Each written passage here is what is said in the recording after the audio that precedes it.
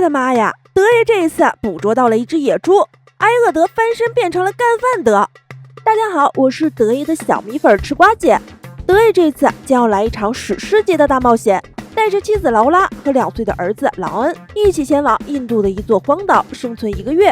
好家伙，从一人挨饿发展到全家挨饿，不愧是咱德爷。马上一场地狱级的《爸爸带我去哪儿》就要开始了，瓜粉们记得买好瓜子儿，边嗑边享用。挑战还没有开始，德爷就向妻子保证：放心吧，我绝对不会让你和儿子吃苦的。我们要在岛上过着简单浪漫的生活。德嫂听了那叫一个感动啊，立马就奖励了德爷一个么么哒。这波狗粮我先干为敬，晚上都不用吃饭了呢。不过现实中真的如德爷想象中那么美好吗？怎么可能？挨饿的日子还在后边呢。以前的德爷一人吃饱全家不饿，3天饿9顿，大家都是有目共睹的。不过现在他的妻子儿子可经不起这种折腾。这不，挑战开始前，德爷特地给儿子准备了一坨香蕉和1桶矿泉水，除此之外还有一些拍摄装备和2把大砍刀。现在的他们坐上小船去往目的地了。小德一脸天真无邪，并没有意识到这一次可不是去往幼儿园的船。到了目的地以后，还开心地跟船长大叔说加油啦啦。他还以为爸爸妈妈是带他来度假的，哪曾想这个缺德的爹是带他来受苦的。德爷看着自己的傻儿子，不禁心疼3秒钟。不过转念一想，挨饿技能必须得从小培养，然后也就没那么心疼了。带着儿子，首先要解决的就是住宿问题。这里的环境恶劣，天气多变，要是狂风暴雨来袭，那游戏还没开始，估计就得结束。他们找到了一处平地，打算在这里安营扎寨。德爷把地上能用到的塑料垃圾都捡起来，还砍了很多搭棚子用的树木，把树皮撕下来可以当做绳子。看看小德的马赛克，毫无疑问这绝对是亲生的。德爷的棚子还没有搭好就变天了，瞬间暴风来袭，小德一脸惶恐，他哪见过这么大的阵势，直接被吓得哇哇大哭起来，嘴里还时不时的冒出几句英语，不，意思大概就是说我是谁，我在哪儿，我到底是来干什么的。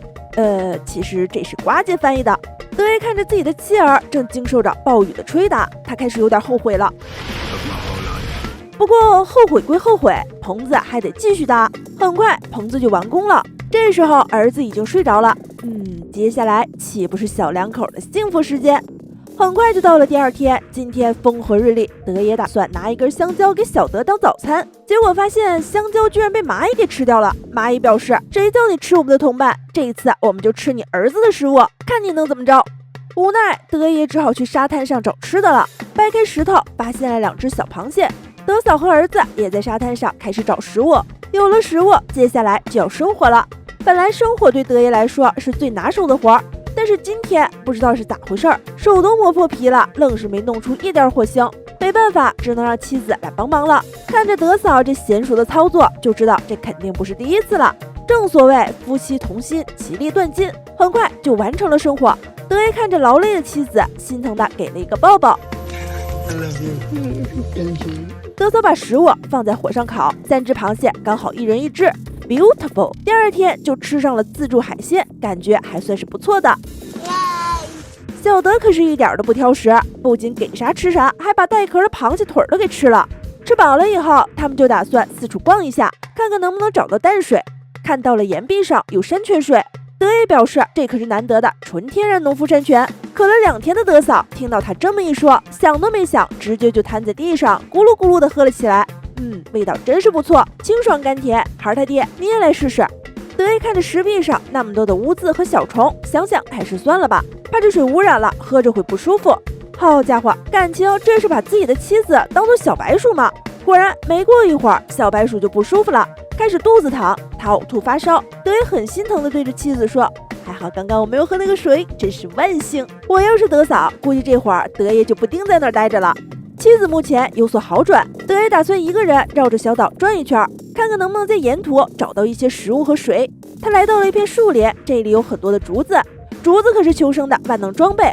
他无意间还发现了地上有野猪刮蹭过的痕迹，野猪能生存的地方，那肯定有淡水。德爷闻着野猪的味儿就往前走，看到了一条小溪，喝了2口，确认过味道是淡水，没错的。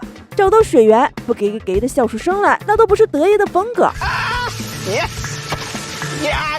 德爷突发奇想，他决定把家搬到这里，搭房子的地基他都选好了，打算在这里建造一座海景别墅，面朝大海，春暖花开，这不就是妻子想要的生活吗？